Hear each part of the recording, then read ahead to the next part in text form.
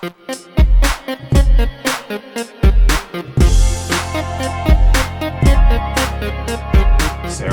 the floor is yours. Fabulous. Welcome to Ezra and Nehemiah. All right. Great. We'll have to say I love this game in all its beigeness. I was going to change the hoodie tonight because I wore it a couple nights ago, and then I was like, nope, it fits too well with the color palette. You should have sent us a memo. We would have changed our outfits. My bad. Okay, I have failed you. I'm sorry. Yes, that's all right. All right. So, in this game, we are rebuilding Jerusalem. And it's played over 3 weeks, basically 3 rounds. And we will get 6 actions during an individual week, with the 7th day being the Sabbath. And we'll do some, end of round actions as well as interim scoring during that. Okay, so the way that this is laid out, I'm going to show the cards first. Okay. So we each have a hand of cards. And we're going to start with 4 cards in our hand. And we're going to choose one of these cards to play on our turn down onto our board. And we can put this in any of the spaces, any of the 3 spaces. So again, over the course of the year, or the week, we're going to be doing 6 actions, 1 action per day. So we'll put these out each day. We're going to put 1 out. You can double up in any of the spaces, but you cannot put more than 2 cards into 1 space. All right. So on your turn, do you want me to go through the pop through the sheet there? There you go. Okay. Yeah. So that's playing the character card. Right.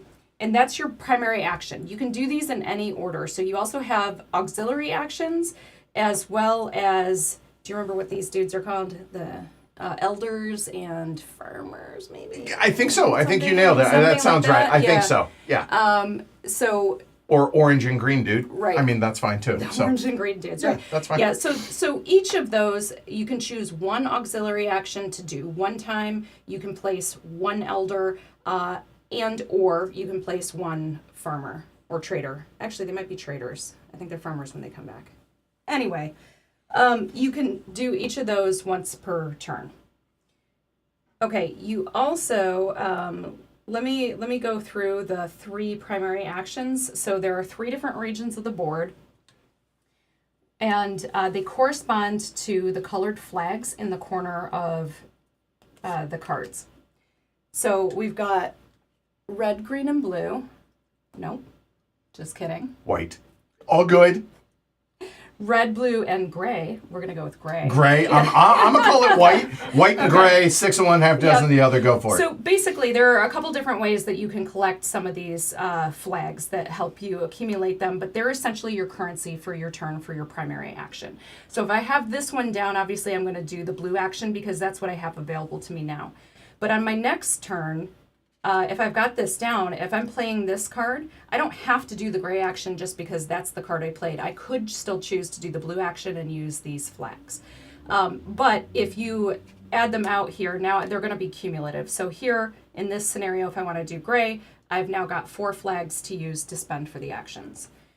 Okay, so moving over to the primary board, let me just, at a high level, the red flags are going to be spent over in this area.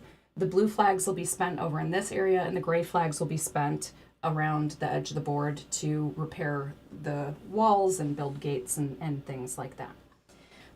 So let's go through building, repairing the walls.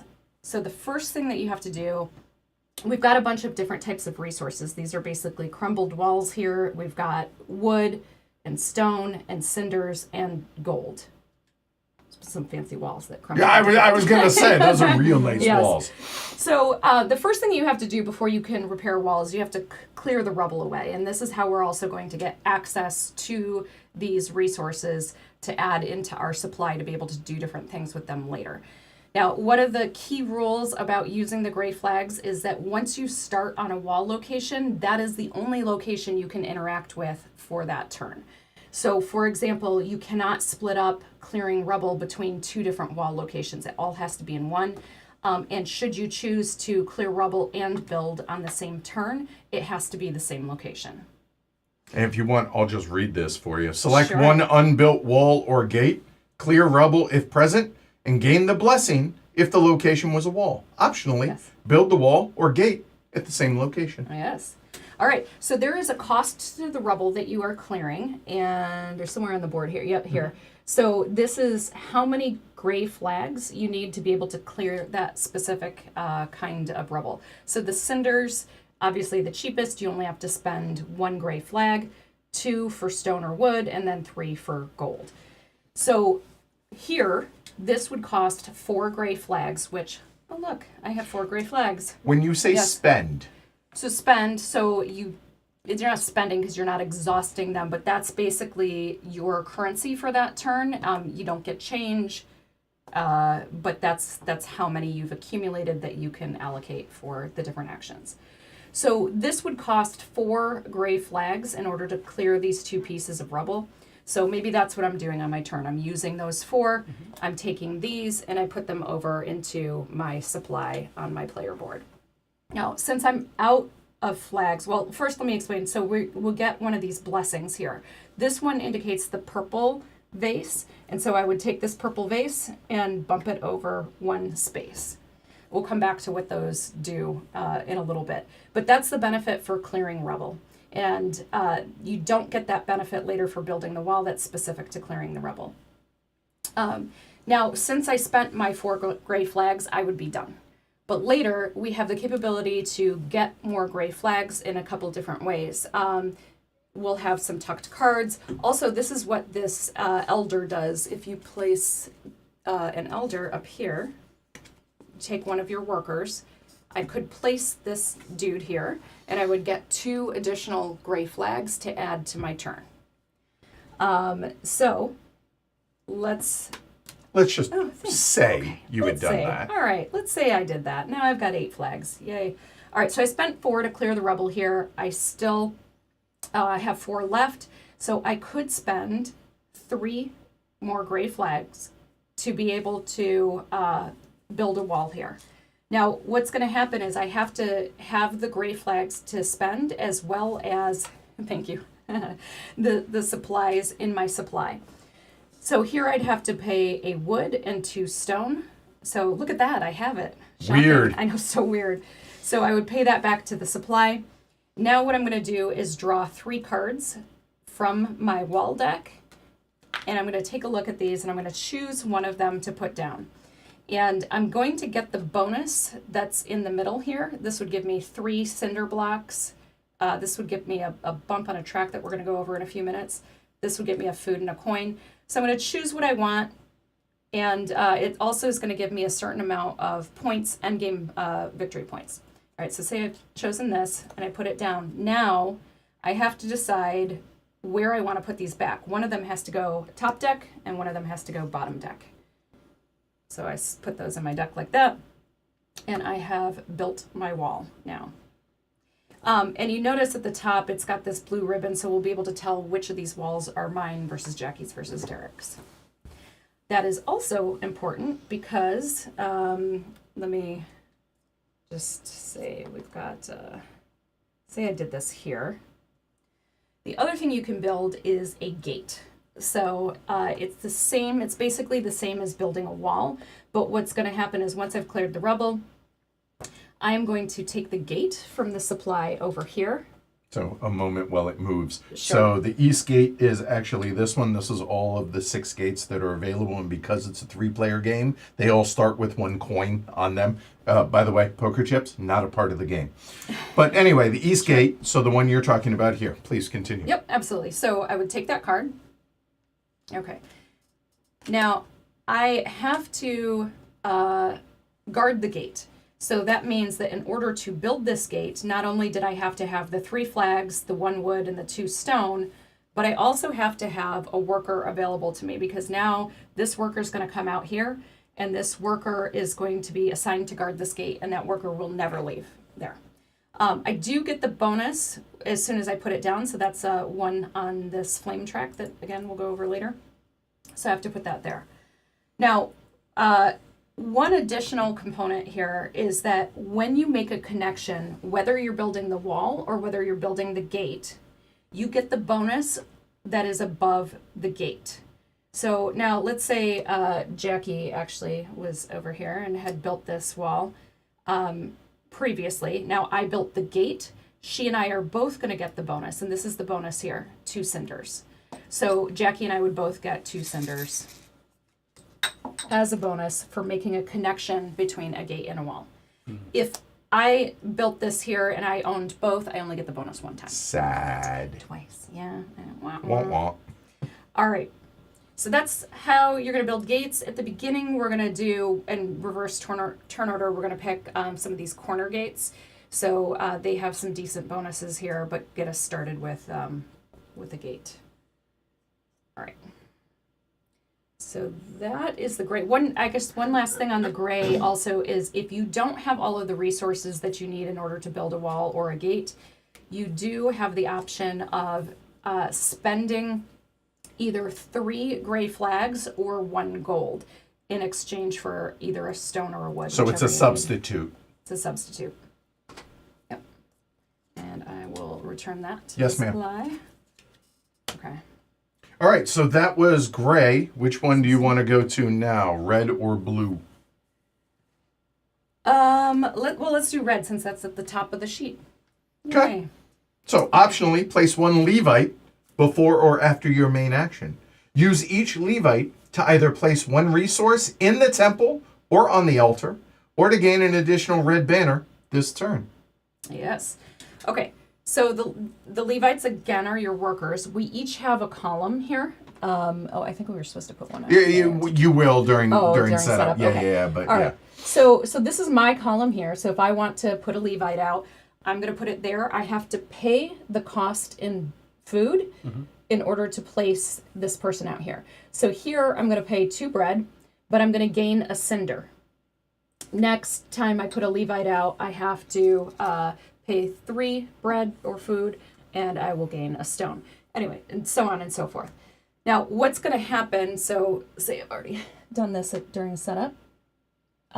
This also corresponds to the number of actions that I'm allowed to take using my red flags in this area. The piece that I read about the additional red banners is, should I choose to take fewer actions, I can use the leftover Levites to essentially count as an additional flag to use. Like a booster. A booster.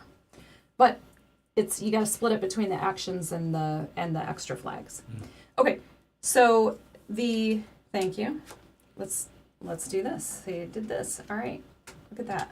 5 red flags. All right, so I have 5 red flags. I have 2 Levites out there, and say I've got some stuff here. I probably need pretend I have a wood. All here. good. Okay. Okay. All right. So the 2 things that I have the option of doing is placing some resources onto the altar here, and you cannot place cinders.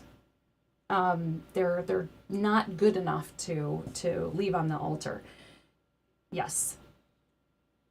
So the cost to place them is however many banners are in the row where I decide to place them. There is no, you don't have to build up or anything. I could go straight to here. We are going to place from left to right, but I could start here and pay 5 banners to put it in this space. Then I'm going to get the bonus that is on the right. So at the top here, this is gaining an additional worker to my supply. The next one is gaining a tent movement on this track, which we'll get to in a bit.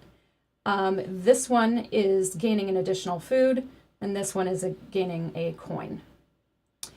Another thing you'll notice is that there are different sort of sections on here, and at any point that collectively we have completed any one of those sections, we're going to trigger what happens down here.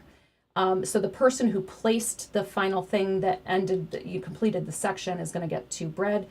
Whoever has the Levite that's highest up on this track is going to gain 2 points. Whoever has the Levite lowest, the fewest Levites, is going to lose a point.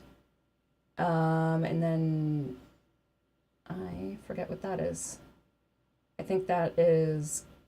I'm trying to remember too. We'll look it up. Yeah, You're we'll fine. look it up. I think Okay. it has to do with Levites in this area. Yeah, maybe we get money for Anyway, we'll look it up. All right.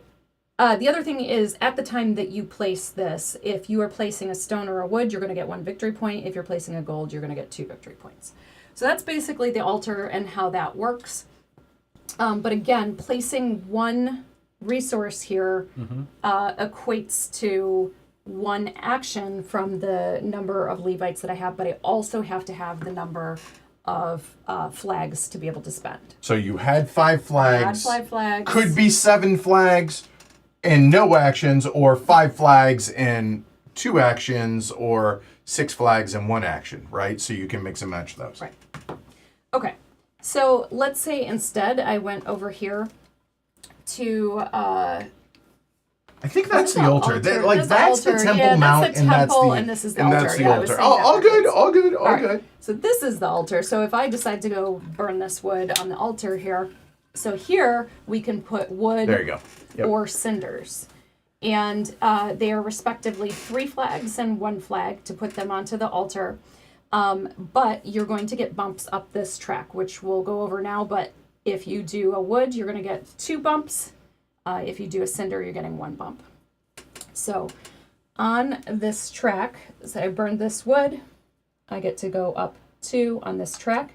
I collect any bonuses that I've passed on the altar track, so I would get both the bread as well as the coin for what I've spent. I should be using this. All good. There you go. All right. These are profits, I believe, that are indicating, so each round the profits are going to move. They're going to be at different points on the track. This track is it's a couple things. One, it's going to allow us to collect some bonuses for moving up it. We'll also score some points for you get some victory points if you get to the end. But on the Sabbath, one of the things we're going to do is we're going to check where everybody is relative to where the profits are. And so the profits, you see the dark gray one is here at the 3, and the light gray one is here at the 9. So if you are to the left of that, you'll get a bread. If you are in the middle, you get to take one of your elders or traders back. And if you're to the right of it, if you're all the way up here, you get an extra worker from the supply. And you see they start to get harder, right? Because you've now moved. The dark gray will be up here. In round 2. In round 2. Yep. And the light gray will be up here at 11 in round 2. And what this is, so every time you see the picture of the bread with kind of cut in half with a red placemat or something under it, or a napkin, that means you lose a food. And then all the way at round 3, if you have not caught up to the profit, you will have to lose 3 points. If you're between the 2 profits, you lose a piece of bread. And if you're ahead, you're going to gain 5 points.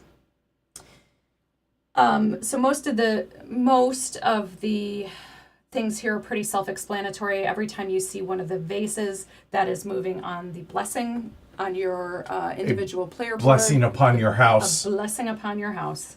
And then we've got gold, food, money. This is tent movement over here, and victory points. All right. This is also a tiebreaker. So what will happen is anytime we need to break a tie, whoever's farthest along on that track or at the bottom of a stack, so whoever gets there first is considered to be ahead. All right. So that's all the red actions. Mm-hmm. That is all the red actions. Moving on to the blue. Okay. It says, place up to 1 scribe and optionally move your tent around the city. Pay a silver to the owner of each scribe, which you branch off from. Yes. Okay, so up here, this is basically an area where we're teaching the Torah. And so we can bring our scribes over here. And you cannot, as opposed to this one where you can go straight to the top, you cannot go straight to the top here. You have to be able to branch off of workers who are already placed. So thank you, Derek. So Derek had a scribe here already. And so now that means that I could go in either of these spaces because they're at the base, or I could go on either of these spaces because I'm branched off of Derek. So let's say I went here the first thing I need to consider is the cost of going in that row specifically. So I'd have to pay 5 blue flags, and then I also have to pay 3 coins in order to go there. But because I've branched off of Derek, I also need to pay Derek a coin. Now, say Jackie was over here, I could choose whether to pay Derek or Jackie, and obviously I'd pay Jackie. Obviously. All right. So when you're going here, you gain 1 victory point immediately. So if they're silver victory points, that's immediate. If they're gold, those are endgame victory points. And then each of these tiles is going to give you, these 2 rows are going to give you in-game, bonuses or extra action kind of things. And the top row is going to give you additional end-game scoring options. End of the game. I struggle hearing that. So these 2 are during the game. That is End game. end of the game scoring. Yep. Right. Absolutely. So the first person to go in each of the rows that are not the base row, so I'm first here, I would get this bonus food that Yummy. comes into my supply. It's delicious. Also, at the end of the game, we're going to score the points that's at the end of that scroll row based on how many scribes we have there. So I've only got 1, but I would gain 2 points for this scribe. If I've got another one, obviously I gain 4. And the points get higher the higher you go on that track. The cost to go up there also gets more expensive. Obviously, you come all the way up here, it's going to cost you 7 blue flags and 2 gold in order to place up here. And of course, you have to be able to branch. You can branch off of your own, of course, and obviously you don't have to pay yourself. So that would be free. Yes. So let's talk about what this first row is. So this would cost 3 flags and 2 coins. And when you go here, so if Derek had gone here, To Zerubbabel. Zerubbabel. All right, Sure. we're going with Zerubbabel. I like All right. Zerubbabel. Okay. You're going to take that one. I will. So Derek's going to take that. He's going to get a bonus that is on the bottom based on the round or the week that we're in. So if it's the first week, he gets 2 bread. If it is the second week, he gets 2 bread and a gold. And if it is the third week, he gets 2 bread, gold, and a bump on any one of the 3 blessings of his choice. The other thing is he's going to take that card and he's going to get to tuck that card. Nope. Yep. here? Yep. All right, so that's another place through the game, and part of the Sabbath is also that we're going to tuck some cards, but that's another way to tuck a card. And now Derek has a permanent red flag always available to him to add to the flags from the cards that he plays. Perfect. Okay, now you can put it back. I got you. Keep going. I like that guy. Awesome. All right, the other thing for the blue flags is taking your tent and going out into the city here. We are able to travel and move around based on the tent movements.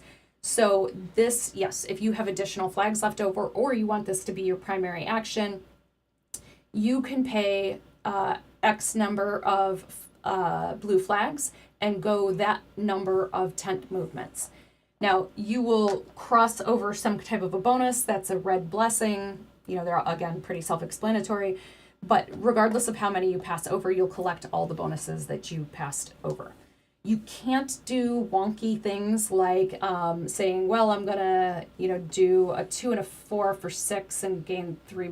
You choose You do one. that, You do or that. you do that, or you do or that, right, yeah. yeah. And the last 2 here, you also have to pay a resource of your choice. There are other places like for example on the ultra track where you could get 1 tent movement as part of a bonus. There is also a little indicator here where if you were to gain an extra worker or a blessing bump and you weren't able to take it for some reason Because you maxed them right, out, yeah. maxed either of those out, you get to do something on the track there. An extra movement. An extra movement. Yep. Okay. So those are the 3 primary actions, the flags. Let's go over the auxiliary actions. So on the card, you have two auxiliary actions. One is trading, which is an action that's at the bottom of the character card that you just played, and it has to be the one you just played. You can't choose a different one. So if you just played this one, you have to do that. If you're going to, you can't do either of those. Got it. Yep, missed your chance. Or maybe you didn't. Maybe you did it on your previous turn. You want to Right. talk about what the difference I'm between... going to, yes. Yeah, I'll shut definitely. up. Sorry. Yes, ma'am. Thank you. The other thing you can do is upgrade the tiles on your board, but I'll go over that once we talk about what these tiles are. Okay, so they do one of two things. Either they convert money into resources for you, or they convert some type of resource into money for you. So let's talk about, oh yay, it's the dung gate. This one, so a lot of times you'll have a gate that will convert money into resources. It's going to be associated with one of the gates that's out on the board. And you're going to have to pay an initiating 1 coin in order just to do the action at all, independent of what's on the right. And that's going to go to the owner of the gate. So you're going to look and find out who has the gate. Well, nobody owns the dung gate yet. Nobody's guarding it. So the dollar that you need to pay will go onto that, and then at some point, maybe Derek decides to build the dung gate. He collects up all the money that was sitting there on that gate. But what if he had already built the dung gate? Then I would pay that dollar to Derek directly. The guard. Yep. Okay. So now that I've done that, I've paid the dung gate. Now I can either just take one wood, or I can pay 2 coins to take 2 wood. So that's the trading action for gaining resources by spending your coins. The others are all different variations of spending things like food or resources to gain some number of coins, and some of those have multiple choices as well. These are, notice the infinity symbol, you can do that as many times as you want. If you've got 6, gold, you can trade them all in for coins. Okay, so that's the trading action. Now, upgrade. So there is a resource cost in the top left of each of your development tiles, and that is what you have to pay. Like, this costs 5 cinder to upgrade this. And then there's a green area here, and this is the immediate bonus you get for upgrading this tile. So say I've collected 5 cinder, I pay those 5 cinder. Oh, thank you. I gain a food and 2 coins, and I flip this over. So every time you upgrade one of these tiles, it's always going to give you an improvement to your development action.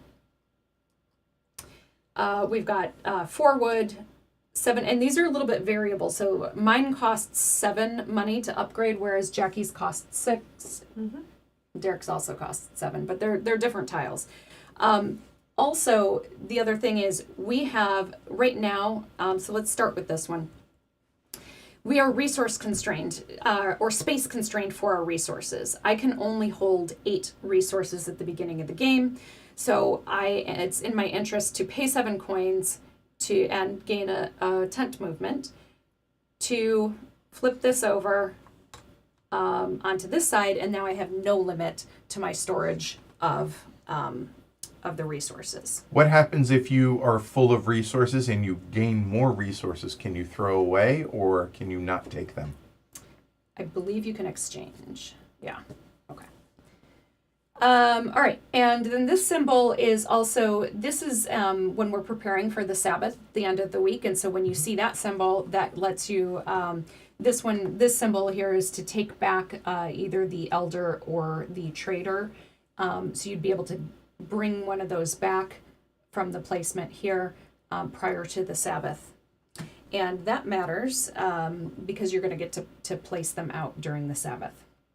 Okay, so that's the first tile there. This one, during the Sabbath, as you get to place them out, like I just mentioned, you could place them in either of these 2 locations. If you place one of your workers here, each worker you place here gets to choose between this benefit or this benefit. So I could choose 2 of any resource, or I could choose 1 of any resource and 2 coins. But just because I chose this for this one, my next one could make the same choice as well. Each one has the choice of either of those two. But you notice if I upgrade this tile, that just got a lot better. I've got gold and coins, or 2 resources and a coin. Mm. Each of these tiles is also worth 2 points at the end of the game if we have upgraded them. This, during the Sabbath, also is a way to get additional bread, because we are going to need to feed our people. Feed and heat, baby. On the Woo! Sabbath. So you may place this here. And I have a benefit of 1 bread and 2 coins. But I have the option for as many times as I'd like to be able to turn coins into bread, because I upgraded this. Whereas on this side, oh no, this is the upgraded side, sorry. All right, so this is on the upgraded side. As we're preparing for the Sabbath, I just get a bread. So yes. And then I can pay 2 coins per bread. Again, as many times as I need to. Okay, so I mentioned before that during your turn, you also have the option of, so you've got the optionally take 1 of the auxiliary actions 1 time, and or you can place an elder and or place a traitor. And so you notice here, the elders are giving you additional flags to use, and the traders are giving you additional goods. You've got like 2 coins and a food. If I upgrade these, of course, they get a lot better, and they also open up additional spaces so that you can use those more frequently. And over here, you're going to get a higher number of flags and potentially an additional thing. Again, our tiles are a little bit different, but you also get this one at the end that gets you a choice of which flag that you want to add by putting one of your elders there. A key thing, though, is that you have a limited supply of these workers, and there's different things, or this symbol right here, where you can add more to your supply, because once they go out here, they're here until the end of the week. So you're not getting them back. So if you use them all up, you might not be able to build a gate, for example, or place a Levite. So it is a little bit restrictive. However, the more that you pull from the supply, that's more mouths to feed too. So That's right. You gotta factor that in. Okay, so that is the end of the development tiles. Let's talk about the blessings. So we showed multiple ways that you could get blessings throughout the game. So these will, move up as they go. But a key thing here is that you are not going to get the bonus. So you notice each of the columns here has a bonus across the top. You get the bonus when you have basically completed that column. So right now I've not achieved any of the column bonuses because this one is still back here at the starting point. So now say I bump my red blessing up 1, I get to gain this column because I have met or exceeded each blessing for that column. So that would bump me up the altar track by one flame movement. Okay. All right. Let's talk about preparing for the Sabbath. So the Did I forget something? No, Okay. one little thing. Yeah. After you've played a card, you're then drawing a card Oh, yes. because Yep. you have You should always have 4 to choose from for your turn. until you've played 6 cards. Once everyone's played 6 cards, then this happens.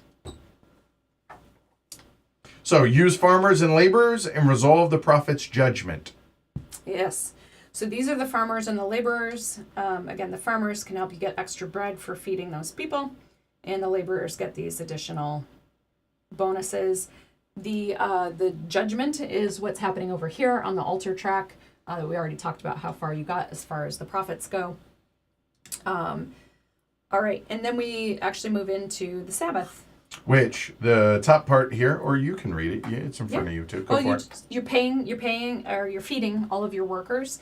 Now, with the exception, You do not feed the Levites because you fed them when they went in there. You also don't feed them if they're still in the supply. And there are 16 total potential workers, so you can always subtract the number of Levites versus the amount in there if you know. Because math. Because math, and but you have to count them whether regardless of where they are on your player board, whether they are guards out here, whether they are scribes, just not Levites. So Levites in here don't feed. Everywhere else feed. That's right. Okay. So, and well, I was going to ask the obvious question: what happens if you choose not to? Yes, you lose 2 sad victory points. That is just, an opportunity cost right there. And then it says tuck required character cards and score Yes. all tucked character cards. So here's what's interesting. So now you're going to pick up all 6 cards that you played during that week. And you're going to make a decision about which card you're going to tuck. And based on the round. So in the first round, we're going to tuck 1 card. In the second round, we're going to tuck 2 cards. And in the third round, we're going to tuck 1 card again. And Edward has one job tonight. And that's to make sure we tuck 2 cards in the second round. Done. I'm on it. 2 The cards. hardest thing about 2 this cards, game. Edward. Got it. Okay. So you're going to choose, now, you want to choose wisely because when you tuck one of these cards, say I tuck this card. You tuck goes this up card. Here, I am going to have a permanent blue flag available to me, which is great. However, I've now lost this card out of Your circulation, triple. and that's my triple blue. So do I want to do that? I don't know. But up here is a scoring condition. And these scoring conditions are going to score right now for this Sabbath, as well as all subsequent Sabbaths. So at the end of on the second Sabbath, we're going to be scoring this one again that I tucked the first time. Plus, remember, I'm tucking 2 cards because Edward reminded me. Hey, don't forget, tuck 2 cards. That's right. So now I'm scoring all 3 of these on the second Sabbath. Right. So, but then I've got, 3 flags that are additionally available to me as we're playing. So that's how the Sabbath works. And then we go into the next round. But one of the things that's going to happen is we'll take back all of our workers that are on our player board back up into our general supply. They do not come back from this board. Once they're out there, they're out there. And then it's just a basic, reset for the round, right? Yep. So, as you can read. Will have had, you will have had cards in your hand from your last turn. You'll shuffle back any of the cards that you did not tuck into your deck. So you will reshuffle your whole deck, but you don't shuffle the cards that were still in your hand. They're available last turn. Right. Yes, exactly. And for those patrons that watch the patron-only pregame, you do draw a card at the end of every turn. So it's an inside joke for the patrons, but yeah. Yeah. So in other words, right here, the very last thing you do after the Sabbath, draw a character card. The end. But you don't. That's done before the shuffling. Semantics, but you do. All right. So do that 3 times, then go into final scoring, or am I missing something? I think that was the other way around. I think you don't. You have 3 cards in your hand. You shuffle and then you draw. Okay. We could debate it again. All right. So then endgame scoring. Okay, so after the 3rd week, we Yep. are going to be done. And yes, so we'll basically convert everything into silver. So gold are 3, wood, stone, and food are 2. The cinders are 1. And then we'll get 1 victory point for every 5 silver. Again, we're getting 2 points for every one of these development tiles that we've upgraded on our personal player board. Whoever is farthest ahead on the altar track, and remember, if we're all at the end together, whoever's on the bottom got there first, gets an additional 3 victory points. And then we'll also, the walls and the gates that we built, we'll add up the points from the corner of those cards. And then also we'll have the scribes and scroll tiles. So These are the scribes, or again, that's how many scribes we had in the row, and then the value of the victory points for And the it's row. not majorities. It's literally every It's little- meeple there straight- scores, right? a straight count. Yep.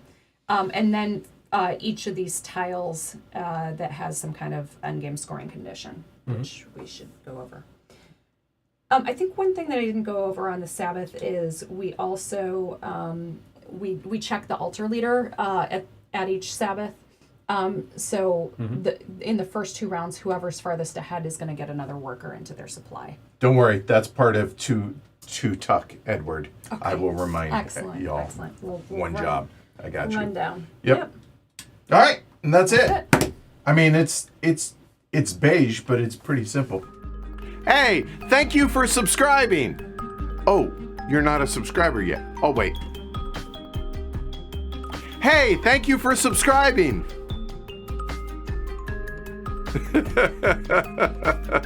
Go check out other videos. I appreciate it, y'all.